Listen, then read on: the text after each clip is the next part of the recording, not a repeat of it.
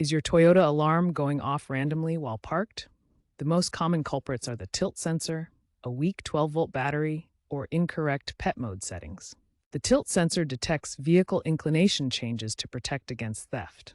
However, it can be overly sensitive, triggering from wind, passing vehicles, or uneven parking surfaces. A failing 12 volts battery powers the alarm system when the car is off, leading to erratic sensor behavior and false alarms. Pet mode deactivates certain sensors when pets are in the vehicle, but incorrect settings can cause unwanted alarms. These issues are especially common in models like Camry, Corolla, Prius, and Highlander produced from 2020 onwards.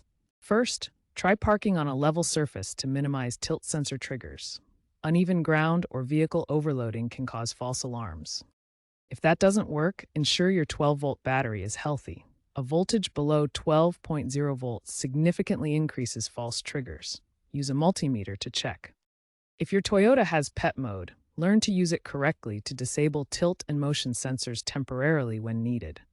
Improper settings can lead to unintended alarms. A software update program from Toyota adjusts sensitivity thresholds. Check if your vehicle needs this update via the infotainment system. If problems persist, especially in older models, consider recalibrating the sensor via dealership software. This clears faults and adjusts settings. In some cases, if those solutions don't work, you can consider purchasing aftermarket tilt override kits. These provide additional control over sensors.